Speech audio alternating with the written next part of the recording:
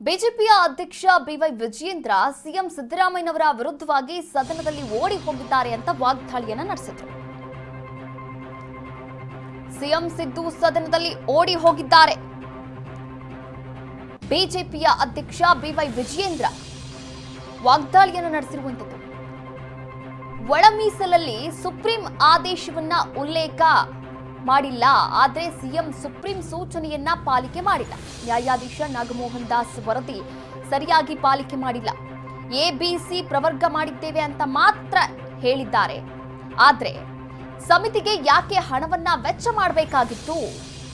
Bommai CM ಆಗಿದ್ದಾಗ ಒಳ ಮೀಸಲು ಜಾರಿಯಾಗಬೇಕಾಗಿತ್ತು. ಒಳ ಮೀಸಲಾತಿ ಜಾರಿ ಮಾಡಲು ನಿರ್ಧಾರವನ್ನ ಕೂಡ ಮಾಡಿಕೊಂಡಿದ್ರು. ಇದೇ ಸಿದ್ದರಾಮಯ್ಯ ಆಗ ಅಪಪ್ರಚಾರವನ್ನ ಮಾಡಿದ್ರು.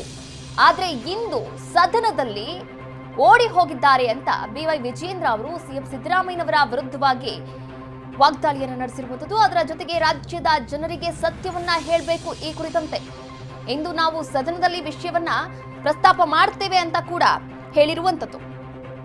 ನೋಡಿ, ಬಿಜೆಪಿಯ ರಾಜ್ಯಾಧ್ಯಕ್ಷ ಬಿವೈ ವಿಜಯೇಂದ್ರ ನೇರವಾಗಿ ಇಲ್ಲಿ ಸಿಎಂ ಸಿದ್ದು ಸದನದಲ್ಲಿ ಓಡಿ ಹೋಗಿದ್ದಾರೆ ಎನ್ನುವ ಕುರಿತಂತೆ ಮಾತನಾಡಿರುವಂತದ್ದು. ಅದರ ಜೊತೆಗೆ ಏನಿವಾಗ 3 ವರ್ಗವನ್ನ ಮಾಡಿದ್ದಾರೆ.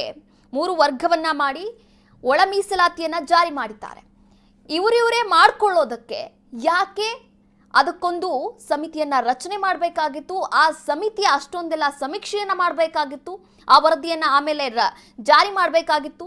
ಸುಪ್ರೀಂ ಕೋರ್ಟ್ಗೆಲ್ಲ ಯಾಕೆ ಹೋಗಬೇಕಾಗಿತ್ತು? ಇವರೇ ಮಾಡ್ಕೊಂಡಿದ್ರೆ ಹಾಗೆ ಹೋಗ್ತಿತ್ತಲ್ಲ ಎನ್ನುವಂಥದ್ದು ಒಂದು ಅಸಮಾಧಾನ ಇಲ್ಲಿರುವಂಥದ್ದು. ನೋಡಿ, ಎಬಿಸಿ ವರ್ಗ ಮಾಡಿದ್ದೇವೆ ಅಂತ ಹೇಳಿರುವಂಥದ್ದು. ಅದರ ಜೊತೆಗೆ ಇಲ್ಲಿ ನಾವು ಪ್ರಮುಖವಾಗಿ ಗಮನಿಸ್ತಾ ಹೋಗೋದಾದ್ರೆ ನ್ಯಾಯಾಧೀಶರಾದಂತಹ ನಾಗಮೋಹನ್ ದಾಸ್ ಅವರ ವರದಿಯಲ್ಲಿ ಪ್ರಮುಖವಾಗಿ 5 ವಿಂಗಡಣೆಯನ್ನ ಮಾಡಲಾಗಿತ್ತು, 5 ವರ್ಗಗಳನ್ನ ಮಾಡಲಾಗಿತ್ತು. ಆದರೆ ಆ 5 ವರ್ಗವನ್ನ ಕಟ್ ಆಫ್ ಮಾಡಿ 3 ವರ್ಗಗಳಿಗೆ ಇಲ್ಲಿ ಪರಿಷ್ಕರಣೆ ಮಾಡಿರುವಂಥದ್ದು ಸಿಎಂ ಸಿದ್ದು ಅವರ ಸರ್ಕಾರ. ಹೀಗಾಗಿ ಎಡಗೈ ಸಮುದಾಯ, ಬಲಗೈ ಸಮುದಾಯ, ಇನ್ನುಳಿದಂತಹ ವರ್ಗಕ್ಕೆ ಒಟ್ಟಾರೆಯಾಗಿ 6:6:5 ಅಂದ್ರೆ 6:6 ಹಾಗೆ 5 ಅನುಪಾತವನ್ನ ಅನುಸರಣೆಯನ್ನ ಮಾಡಿರುವಂಥದ್ದು.